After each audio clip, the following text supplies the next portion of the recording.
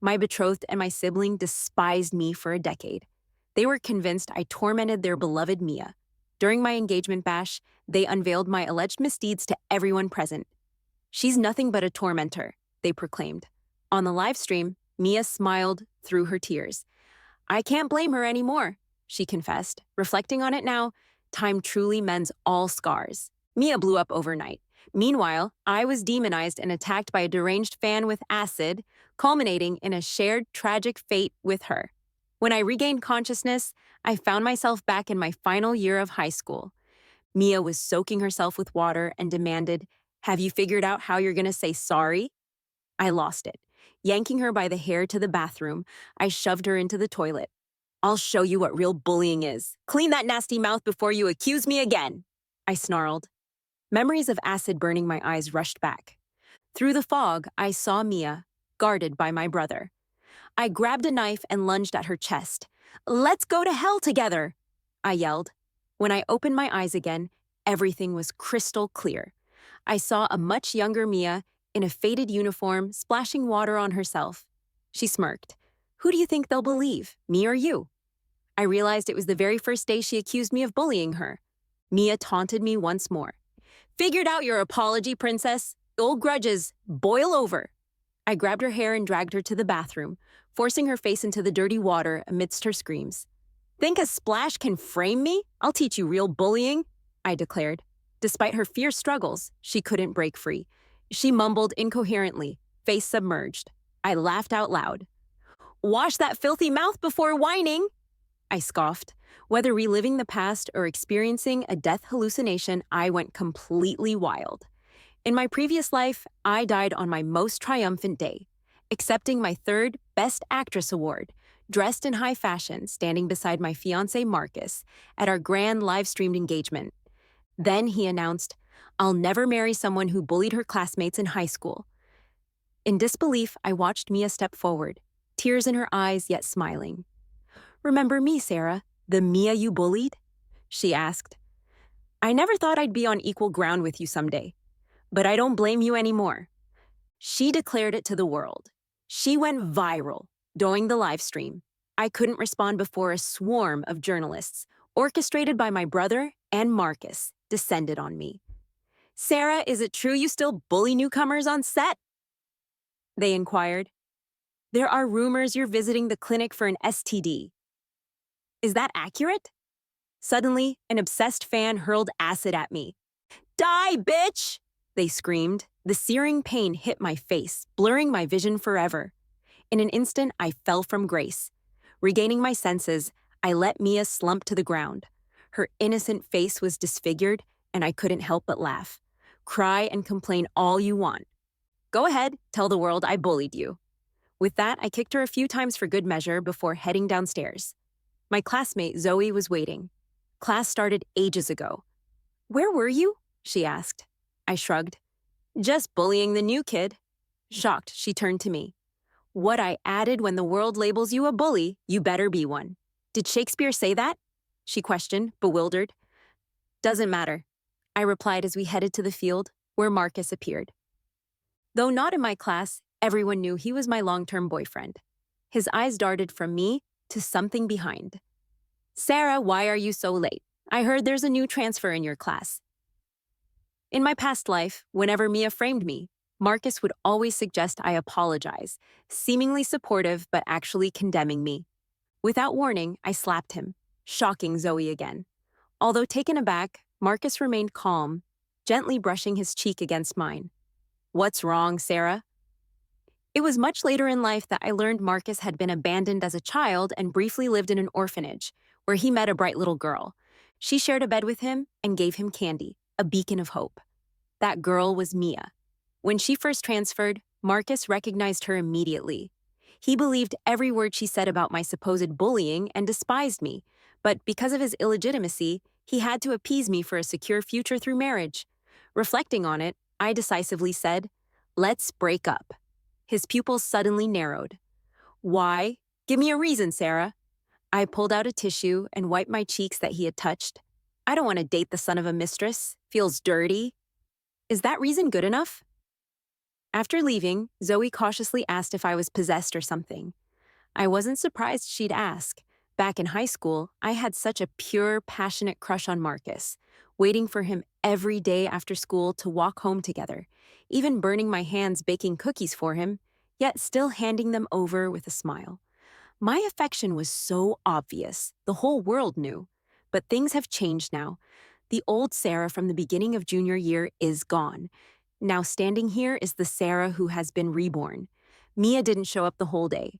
I knew her pride was her appearance. She wouldn't act unless she could fully utilize it. I waited patiently. Saturday came soon enough, my 18th birthday. My parents had promised a grand party to celebrate my coming of age, but something came up at work, so they'd be late. The chandelier lights were dazzling. I wore a custom-made dress, walking down the spiral staircase into the living room. I saw my brother Leo from afar, in a sharp suit, his expression distant as he called me over. "Sarah, come here." I approached him, ignoring the intense gaze from Marcus behind him and the tearful Mia. I flashed a sweet smile. "What does Big Bro want? Got a present for me?" Leo's eyes turned cold for a moment before speaking. "Bullying classmates, insulting friends. Is that what the Thompson family teaches you, Sarah?" He didn't bother lowering his voice. Everyone turned to look at us. "What's Bro talking about?" I asked. "I don't understand." I looked over at Mia, tilting my head. "Who did I insult? When did I bully anyone? I don't even know her." "It's too late to play dumb. You have to pay for your mistakes. Since Mom and Dad aren't here, I'll discipline you on their behalf." Leo grabbed a cane off the nearby shelf, staring at me sternly. "Kneel down." The large hall was filled with eyes eager to witness the drama. What, bullying classmates? The Thompson girl does such things? Oh, the pampered ones get jealous easily, no surprise. At least her brother's fair, not covering for her. Under Mia's smug and provocative gaze, I straightened my back and spoke with a venomous smile. "What the hell is Bro talking about? If you're Leo, you'd know. If not, maybe the ghost possessing you does. I only kneel to deceased ancestors." I tilted my head, looked him up and down, then smirked. "How about you go find a building to jump off now? I'll kneel and bow 3 times to send you off." Leo's face darkened. From behind, Mia feigned concern and spoke up. "Sarah, I know you don't like me, but it's one thing to bully me. How can you talk to your own brother like that?" She put on a wide-eyed, innocently naive look, tears pooling up. Marcus, watching, had a mysterious shadow cross his eyes. He spoke quietly. "Sarah, if you've made a mistake, just apologize." "No need to." I widened my eyes, replying concernedly. "Sorry, I don't understand dog language. Can you say that again in human?" "Enough," Leo exclaimed. "Sarah, do you know what shame is? Who taught you to speak so vulgarly?" As always, he wouldn't believe anything I said. Instead, he'd pin me to the pillar of shame with strong prejudice over and over. I forced a smile, imitating his cold laugh. "Parents are busy. Wonder who taught me, huh? Of course it's you, my dear big brother." In the past life, I both feared and loved Leo. He was years older and, in my eyes, always an authoritative older brother. When our parents were too busy with the company, he was the one who disciplined me. Even minor mistakes got me caned and starved for punishment. When I brought a stray dog home, he refused to let the maid open the door for me. Dirty thing, the house doesn't welcome that. I spent the night sitting on the porch, holding the puppy. I was young then, thought it was just his personality, unable to be as gentle as other brothers. Until Mia came along, that's when I realized. He knew how to be gentle, just not with me. I saw him hand Mia warm milk in the car, petting her head tenderly. "Don't skip meals. You can count on me if money's tight." I also saw Mia save a stray cat on a rainy day while he held an umbrella for her. "Want to keep it?" he softly asked. When Mia got drunk and babbled at him, he listened patiently, full of gentleness. In my past life, I was trapped in a love illusion, confused why my brother didn't love me, or why my fiancé wasn't on my side. It took a rebirth to wake up. I am my own person. I don't need love to survive. The birthday party didn't end well. As I firmly stood up to Leo, my parents finally arrived. They politely thanked and saw off the guests in the hall. Mia was about to pull her same old sob story in front of my mom, but Mom shut her down with a simple smile. I'm sorry, young lady, but the Thompson family can handle our own affairs. Please leave. Mia was taken aback for a moment, almost in tears, glanced at Leo, then finally turned to go. Once it was just me and Leo at home, my dad started speaking with an air of authority. All right, now someone better tell me what's really going on. Before Leo could even start, I jumped in. So, a new student transferred to our school recently. On her first day, she freaked out and poured water over her own head. Then she said I did it and accused me of bullying her, and it wasn't until later I realized this was the girl my brother has been financially supporting. Someone named Mia. Leo snapped his head up from the sofa, looking at me with shock in his eyes. Surprised, right, brother? That little secret between you and Mia, I knew early on. I held my teary eyes, voice choking up. Honestly, I didn't mean to blame her. It was just a birthday after all. I'm just hurt that my brother didn't believe me. It's not like Mia's the only one who can play innocent here. In my teary voice, Dad gave his judgment. Okay, no matter who did what, we're not stirring up more trouble. If it gets out, it'll be bad for everyone involved. This matter is settled. End of story. Back at school, I began bullying Mia openly. I dumped ink into her desk, mocked her accent during English recitations, tore up her physics sheets into tiny pieces, and let them float down onto her head. Come on, go and tell on me again, I smirked. Isn't that your favorite thing to do? A piece of paper casually drifted out of her hair. She looked at me, hatred burning in her eyes. But in the end, she just shook with fear and apologized while crying. I'm sorry, Sarah. If I've upset you in any way, I'm really sorry. I'll change. Is that okay? You just being alive upsets me. I raised an eyebrow. So, what are you planning to do? Die right here, right now. She was dumbstruck, couldn't even muster a word. So she just kept on crying. That's when I realized being a mean girl was kinda exhilarating. Of course, she told the teacher. The teacher called me to the office. I cried talking about what happened at the birthday party and then pulled out a hospital note.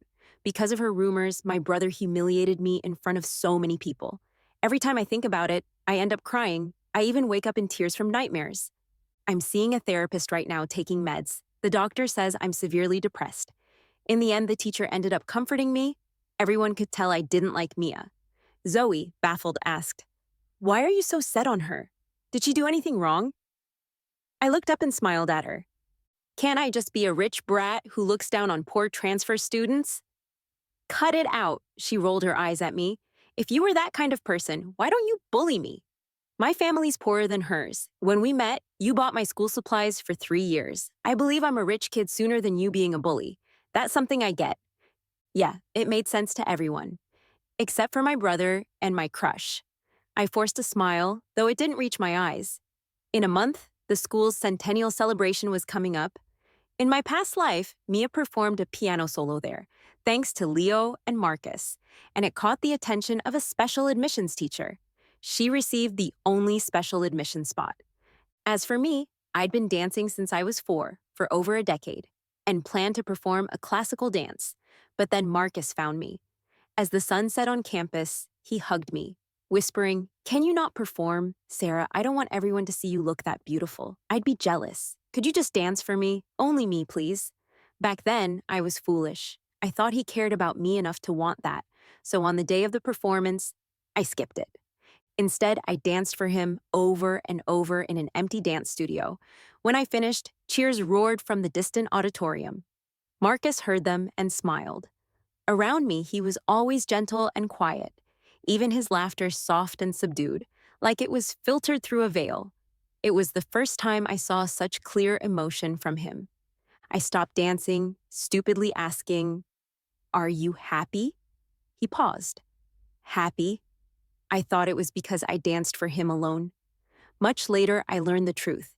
He was happy because of Mia's successful performance. His one and only light, Mia, now had a bright future. I submitted the program I devised long ago, but this time, it wasn't a solo. Every girl in my class who had any interest in performing joined me to practice a group classical dance. I paid for a teacher, the best costumes, and custom props. Compared to that, Mia's white dress piano solo would look pretty plain. Who knows what she's been crying to Leo about lately? That evening, I was stopped by him on my way home through the garden. Sarah, my brother looked at me, face as serious as a judge's. For the school celebration performance, you need to pull out. I sneered. Leo, since when do you bark orders at me? Don't think I'm asking. His eyes held a frosty sneer. If you insist on performing, you deal with the fallout. I halted, meeting his cold stare. Brother, is your precious Mia, after all her years of piano, still afraid to compete with me? What a waste. As the school celebration drew close, Marcus came to find me. Sarah, about what happened last time. It was my fault, but you blocked me on everything and won't see me. I don't know what really happened, Sarah. Do you have a misunderstanding about me? Or have you fallen for someone else? When he got to those last few words, there was a distinct pain in his voice. But you clearly said yourself you'd always love me the most. A sudden rush of anger and sharp pain surged through my heart. I genuinely liked him for so many years. He said he didn't like me doing kissing scenes, so I turned down a lot of offers from famous directors because of that. He said Mia had a rough background and was bullied in the orphanage, so I shouldn't hold her actions against her too much. So I forgave her rudeness time and time again. All I wanted was to exchange my sincerity for sincerity, but all I got was 10 years of slander and hatred from them.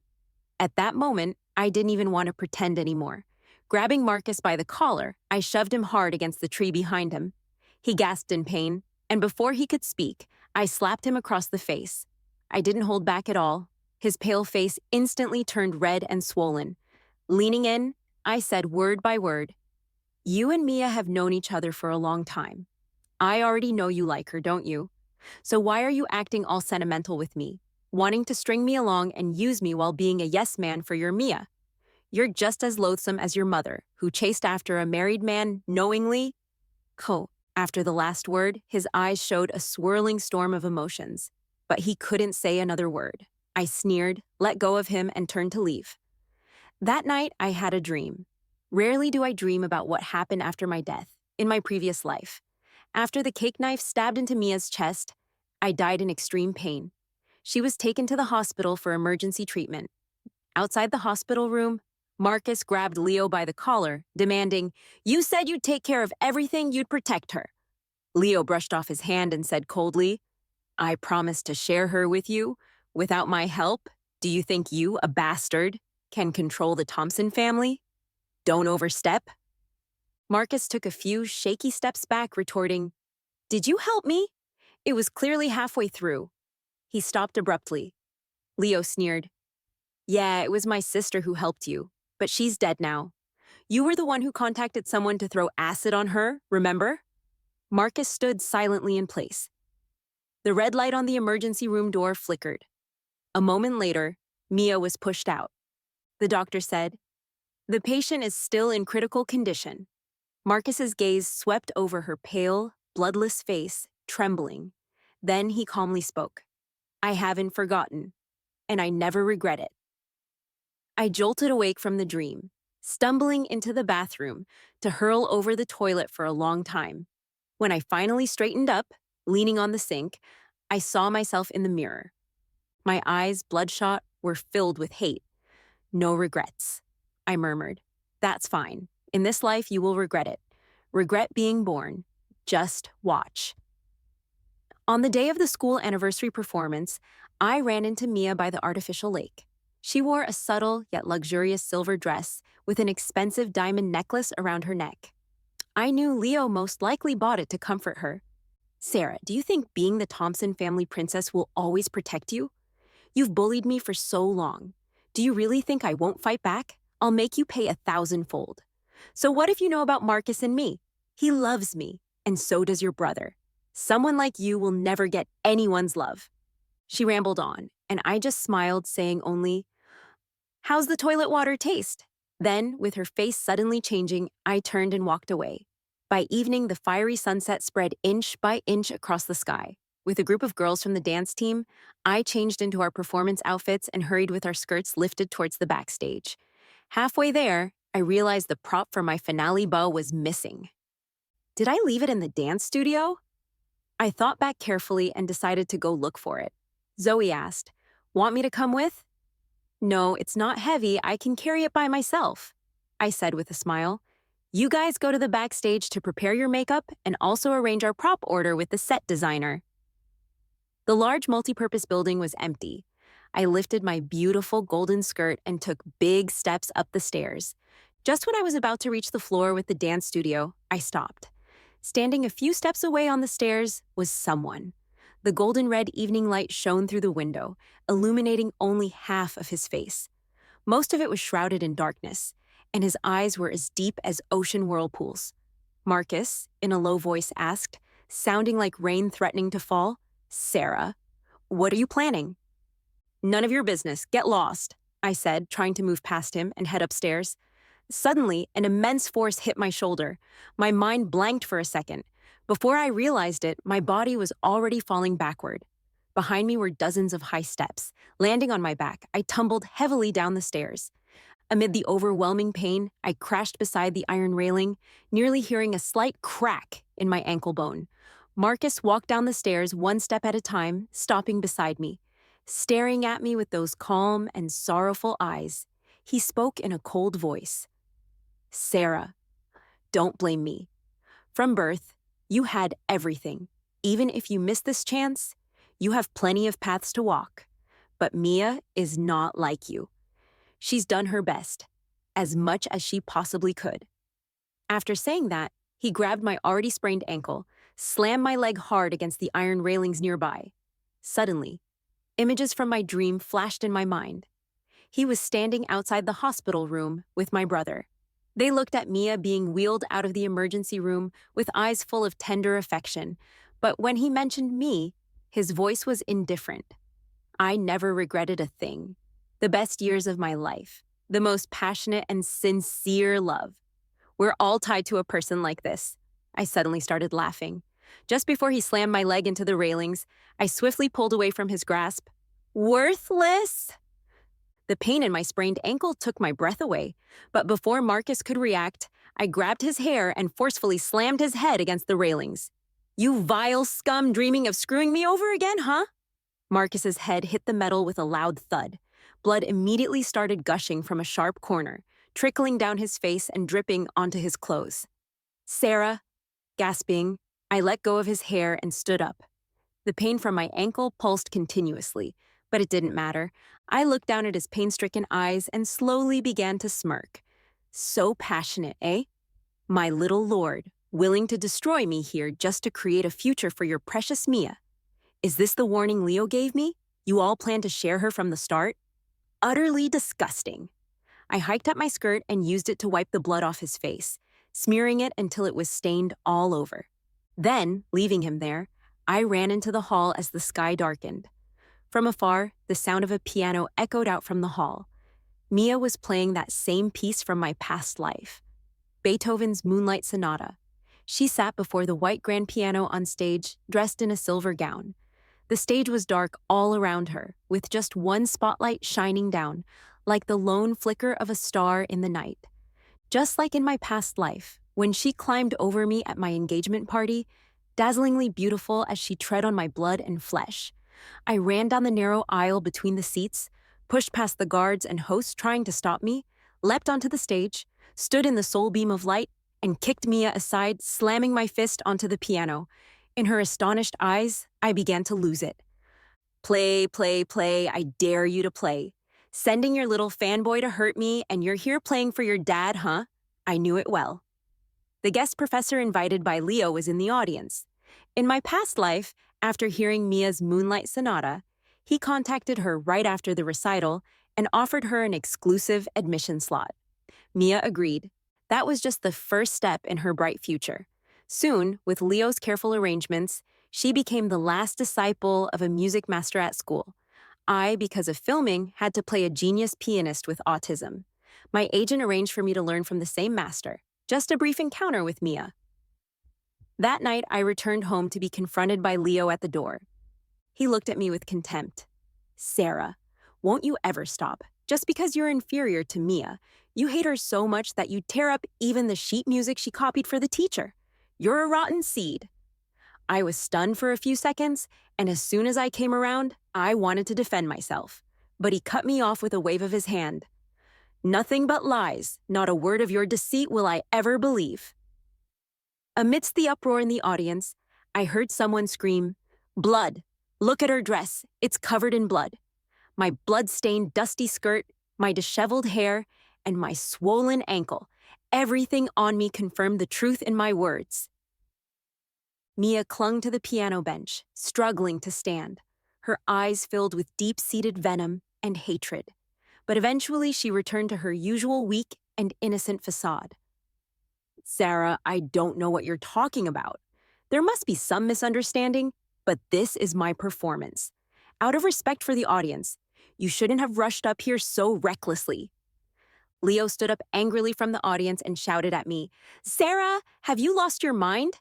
I ignored him, pushed Mia aside, and sat down at the piano bench. I started playing Beethoven's Symphony No. 5. In my previous life, to truly play in the film instead of using hand doubles, I had practiced this piece for 3 solid months. Not perfect, but in this scenario, it sufficed. The intense notes echoed through the hall, accompanied by faint electric buzzes reverberating under the vast dome. Once I finished the piece, I spun around, stared her down, and declared boldly, "You ruined my birthday party, drove wedges between me and my brother, slandered me in front of my family and friends. All trivial. I'll get back at you in my way." But ordering Marcus to push me down the stairs to break my leg just so I'm not here on stage. I paused, focusing on her suddenly pale face, and sneered, "Piano is your pride and joy. Don't even have the confidence to compete and beat me head on." Chaos ensued on stage and off. Eventually, the faculty in charge of the celebration recital took Mia and me off stage. The host came on to smooth things over. The next act is our group classical dance. Backstage, I brushed past the girls performing with me. Zoe ran up, tears in her eyes, grabbing my hand. "Are you hurt? I should have gone with you." "I'm okay." I smiled, patting her head to calm her down. "Go and do your performance. You've rehearsed so much. Give yourself the show you deserve." The prize for first place in the celebration was $100,000. From the very beginning, this dance wasn't choreographed for myself. Watching them walk onto the stage, I felt a weight lifted off my shoulders. Then, in the intense pain and fatigue taking over my body, I closed my eyes. Even my consciousness seeped into darkness. I woke up in a hospital. Later that night, Leo burst into my hospital room. "Crazy, Sarah, you're just crazy." He wanted to take things step by step and put his sweetheart in the spotlight. Like nurturing a flower to bloom, it gave him immense satisfaction. "But brother, why would I give you that chance? What are you gonna do, brother? Your Mia didn't even finish her piece, and your plan to break my leg got exposed. She can't get into the school she wanted anymore." Suddenly, I remembered something. "Oh yeah? Your accomplice Marcus is still lying on the floor in the complex. Remember to send him to the hospital when you can." I laughed, clutching the blanket as it tugged at the wound on my ankle, distorting my face with pain. In the reflection of his pupils, I saw myself looking a bit mad. Maybe I had been crazy since the day I died in my past life. Leo's facial muscles twitched slightly, a flash of anger in his eyes. But then, his usual cold and aloof demeanor returned. "Does it matter, Sarah? Even if Mia's performance failed, you didn't get your dance. On top of that, your crazy act was all caught on camera. This time, you can't just fake a diagnosis and brush it off. The school has already contacted our parents. They're planning to expel you." I laughed. "It's just a suspension. Do you think I care?" Yes. "Leo, don't forget, I'm a Thompson kid just like you. As Marcus said, if one path closes, I've got plenty more. My goal from the start was simple. Bring Mia down. That's it. She falsely accused me of many things in our past lives. I made them all come true in this one. The roads she traveled, I'll block every single one for her. We're not done yet, Mia." I made quite a scene at the school's anniversary celebration, even hit Marcus and Mia. And the bullying thing? It spread online, stirred up quite a buzz. The feud between the rich princess and the poor girl, now or 10 years back, always gets attention. But this time, because of my clear words on stage, my disheveled look, and that furious rendition of fate, many sided with me. Maybe it wasn't just a rich girl bullying the poor. Her playing doesn't seem like that. Are you a paid troll? Can music really tell you that? Seriously though, look at her. Her ankle's swollen. She's covered in cuts. Who bullies someone and ends up like that? Say what you want.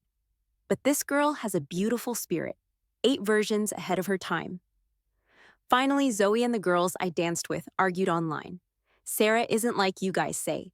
Mia started it, provoking her. It was a heated online mess. I spent days in the hospital not knowing how Leo explained it to Dad. By the time I was discharged, Dad looked at me, his attitude icy.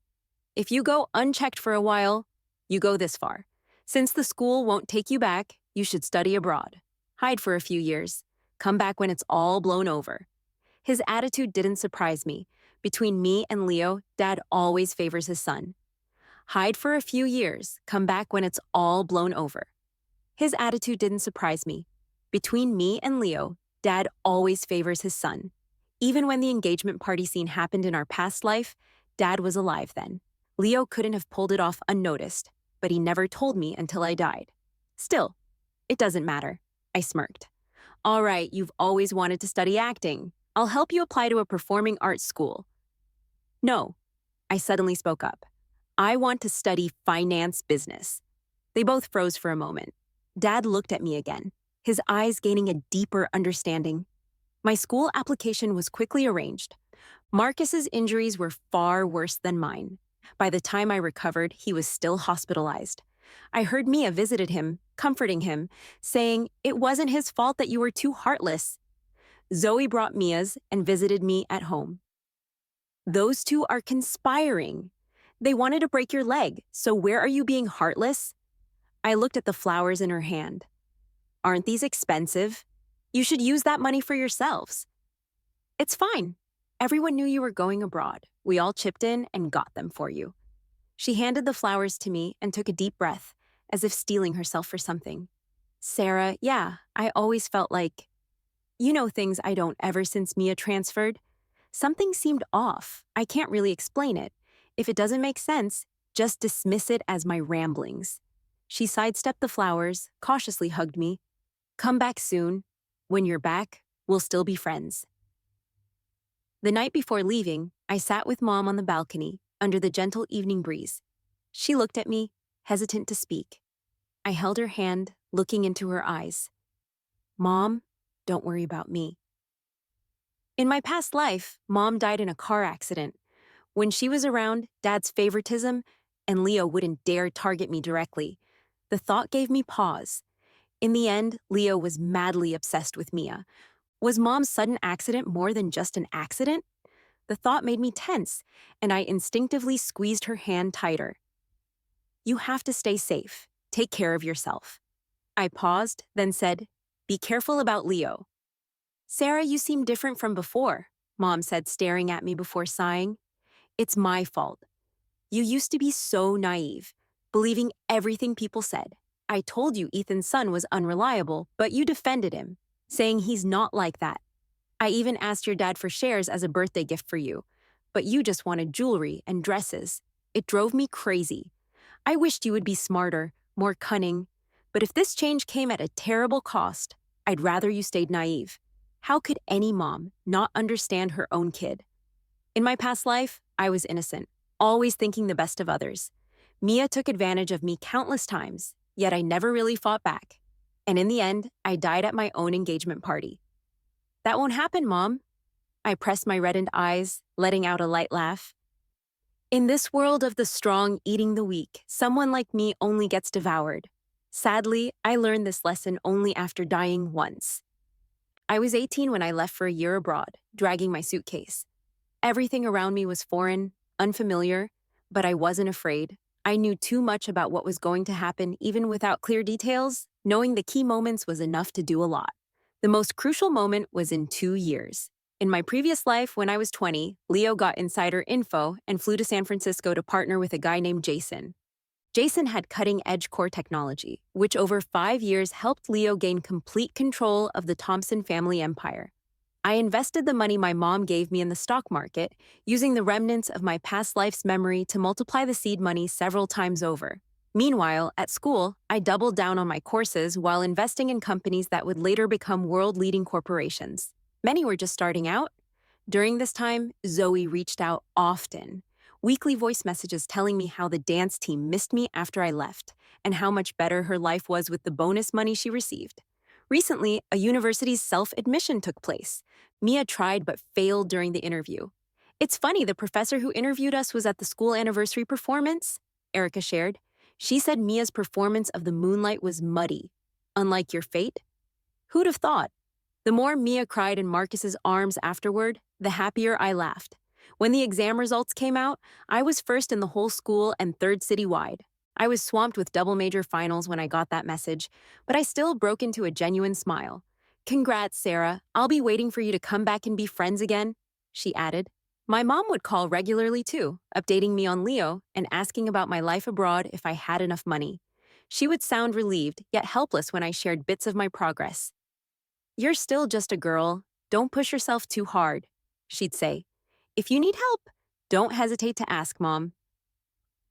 I then mentioned Jason's name and shared everything I recalled, asking for her help to investigate, but told her to keep it from my brother. I got to San Francisco a month before Leo.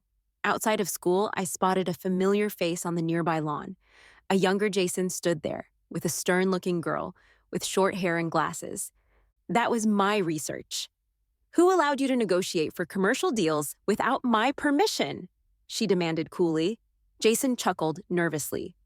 What's yours? What's mine? Didn't we create this together? I came up with the idea, did the experiments, and you just helped record data. How do you figure you have the right to deal with my work? She backhanded. Jason's smile vanished. Moira, don't be unreasonable. Graduation is near. I'm not looking for reliable partners for development. The best way to maximize benefits? I caught her icy gaze as she replied, I've said it. That's mine. The patent's in my name. And you don't know the core tech. Think you can develop it as long as I'm alive? It's impossible, and we're done. From now on, we have nothing to do with each other, she said, turning away. Jason stood still, his eyes following her, glazing over with a sharp edge. Suddenly, I understood. In my past life, I overheard Mia asking Leo how he secured talents like Jason. Leo, then by the pool, laughed and said, because he needed my help. What was more intriguing was that I never heard of Moira before. I arranged to meet Moira at a cafe far from their school. Sitting across from me, she got straight to the point. Sarah, I know why you're here, but I'm not selling. Why not? I asked. She hesitated, then admitted, it's still a prototype. I froze mid-sip of my coffee. I know you business folks care about commercial value, but I don't. I only care about the final results and how it could transform human technology. To me, that's the most important thing. I looked at her intently. When she talked about her dreams, her plain face glowed with an indescribable brilliance. She was a dazzling girl. She should have been a great scientist remembered for generations. But in the last life, because of the selfishness of two men, she died in a foreign country, vanishing like dust under the wheels of history.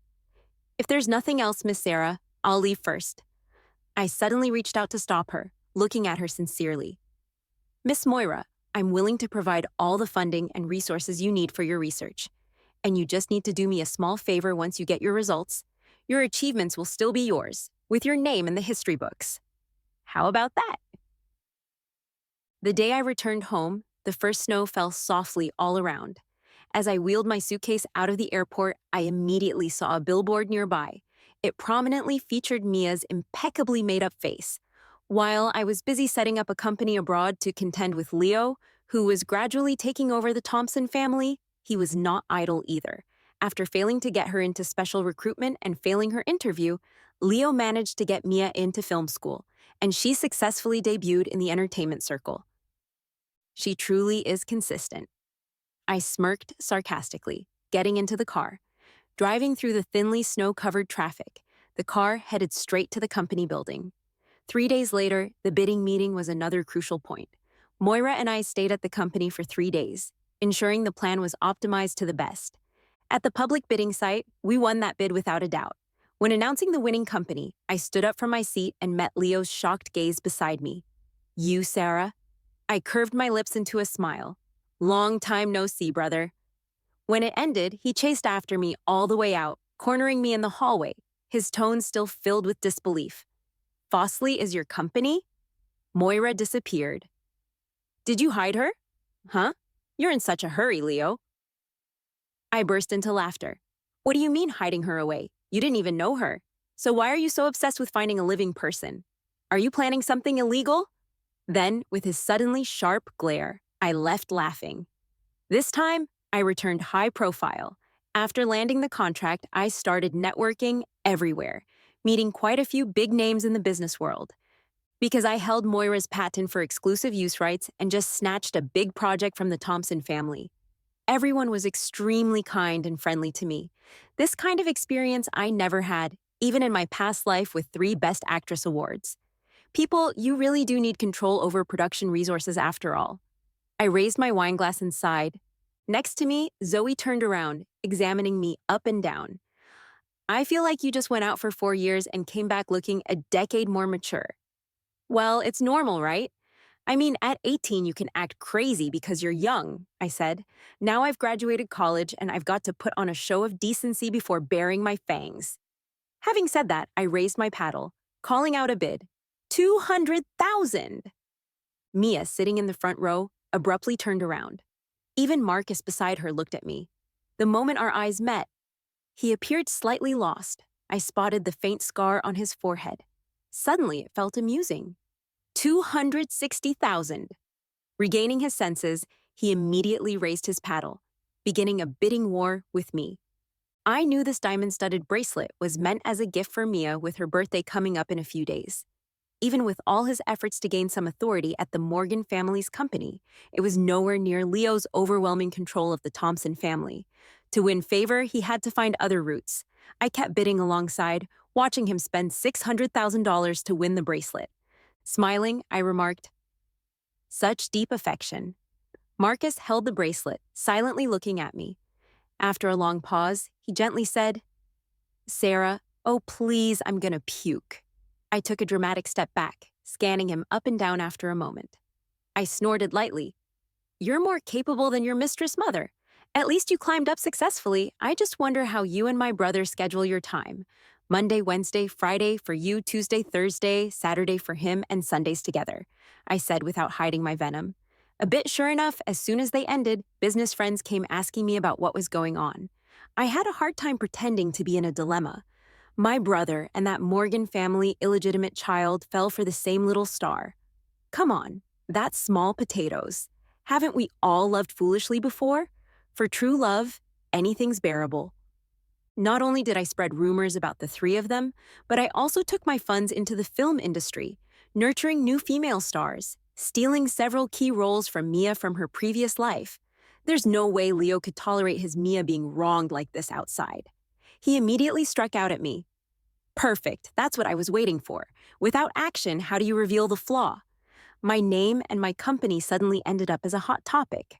Founder Sarah of Fossley involved in campus bullying, Sarah spreading dirty rumors, Mia being bullied. The video of me smashing Mia's piano during the school celebration rehearsal got released again. Only this time, they cut out the part where I played Fate afterward. Not only that, they contacted classmates from senior year to verify I indeed bullied Mia at school. Yeah, back then, Sarah liked Mia, tore her papers, poured ink into her desk, and led all the girls in class to isolate her. In the video, the guy looked indignant, but because she was a rich princess, Mia couldn't do anything about it, just put up with all the grievances. 9. Then things escalated and the school expelled her. But what did she do? Turned around and went abroad to study, getting that gold-plated education. And now she's all of a sudden a rising company founder. The company's stock price kept dropping for several days. Several partners called, gently asking what was going on. I knew I had to give them a satisfactory answer, or they'd pull the plug on the collaboration. Just hang tight. I spun the pen in my hand, smiling as I chatted with them. We're all business folks here. We know it's not wise to act rashly without a sure thing. Luckily, Mia wasn't as patient as I thought. She hated me even more than in our past life, and when she saw my reputation going downhill, she seized the opportunity. During a live stream, she brought it up. I remember back then, the teacher asked me to read aloud. I grew up in a village where one teacher taught many subjects, and I learned mute English. It's kind of embarrassing to admit, but when she laughed, I realized for the first time my pronunciation was off. That school performance, I prepared hard for it. I studied piano for so many years. Her tone seemed calm, but at the end, her eyes glistened with tears. The comments, whether gossip-hungry viewers or paid trolls hired by Leo, went wild. Honey, you did nothing wrong. You're amazing. She's so shameless, doesn't even know her place. How dare she mock a hard-working regular person? Wait, am I the only one noticing the contradiction? She said she went to a village school with no English teacher, but also learned piano for years. I couldn't help but laugh at that last comment, but it flashed by quickly, buried in a sea of words. That live stream hit over 5 million viewers. The next day, my dad called me back and sternly demanded I merge Fosley with Thompson. For years at school abroad, and you learned nothing. After just a few days back, you caused such a mess. Hand the company back home and make a public apology. I looked at him silently. Dad, get your facts straight. It was my brother's girlfriend causing trouble, not my company. You bullied her first. He slammed the table, glaring. If you keep disobeying, I'll act like you're not my daughter. I chuckled. Sorry, but you didn't give birth to me. That was all, Mom. Soon, Thompson and Morgan announced their partnership. The two families teamed up to take down my company, snatching several big projects away from Fosley. My dad publicly announced he was cutting ties and never had a daughter as vicious as me. In the company parking lot, I narrowly dodged an acid attack by Mia's extreme fans. He's plotting with my dad to use my teenage meltdown and diagnosis against me, trying to lock me in a mental institution. Same old dirty tricks in every life. Well, my counterattack is about to kick off. Brother, watching me lose ground step by step, seemingly powerless. Right then, Mia won her first Best Actress award, and her birthday was coming up. Leo threw a big party for her. The venue was lavish, packed with fans, and went live online. Mia wore a white dress, sweetly thanking her fans. The next part was a fan-recorded greetings video. The big screen behind her flickered on. The footage was blurry, shot stealthily, like someone was secretly filming. In a film set's dressing room, another actress was fixing her makeup when Mia suddenly crashed into her. Grabbing the other's hand, she slapped herself. Then, under that actress's stunned gaze, she smiled. Who said you could snag the role I wanted? Who gave you the guts to let me be your supporting actress? Know who my boyfriend is? Leo, CEO of Thompson. When he sees my bruises, have you thought about how you'll apologize? Or rather, when your on-set bullying video comes out and you're blacklisted, how'll you make a living? The last shot showed her eyeing that actress's chest with a sneaky grin. No! Mia screamed, lunging to block the screen. But it was too late. The fans at the scene were already in an uproar. Amidst the uproar, Mia and Leo's names skyrocketed on trending. Mia, my boyfriend is Leo. Mia birthday live stream. Mia and bullying again. The comment numbers surged dramatically. Zoe sat next to me, typing away on her phone wildly. Mia, why do you get bullied everywhere? Is the whole world against you? And it got thumbed to the top comment. Oh God, she really hit herself. Her face is swollen. Without that, how can she prove she was bullied? If I recall, the female lead wasn't originally hers for the film she won the award for. It was someone else who was popular, but after her photos leaked, she vanished. Couldn't land the role, so she relied on framing and fake scandals. As discussions flared, another video climbed the trending list. It's shot in a foreign university filled with all kinds of hair and eye colors. They burst into laughter after a foreign student's speech, mimicking her slightly off accent. The skinny blonde guy leading the mockery recited flawlessly, saying, "You know what this is? This is the proper British accent, Joker." And then I grabbed his collar, punching him in the face. With a perfect guy leading the mockery recited flawlessly, saying, "You know what this is? This is the proper British accent, Joker." And then I grabbed his collar, punching him in the face with a perfect accent. I snapped back, "What's so funny? Did you laugh like this at your dad's funeral too?" He raged, yelling for a fight, and I hit him back again with my shoe tip under his chin. I smirked. "Know what this is? This is skill, yokel." The video uploader, just a regular international student, says, "I was born a girl from the mountains too. Almost got tossed into the fire by my grandma when I was born. But unlike Emma's Mia, our village didn't have pianos or a sponsor giving me thousands a month. Just someone who took almost 30 years to muster the courage to step out only to be mocked on the first day of studying abroad. I just can't stand seeing someone twist the truth and slander those who helped me." The comment section was buzzing. Am I seeing this right? Isn't this Sarah, who Mia accused of bullying her and mocking her English? Finally, someone said it. What? A kid from a village learns piano for over 10 years? The logic doesn't add up. Yet so many believe it. Wow, Sarah's a badass as a benefactor? Wasn't Mia's benefactor Leo, Sarah's brother? Who knows if he's just slandering to fight his sister for inheritance? Then there's a video from my 18th birthday. Back then, Mia jumped off a rooftop to get sponsorship, accusing another orphanage girl of pushing her.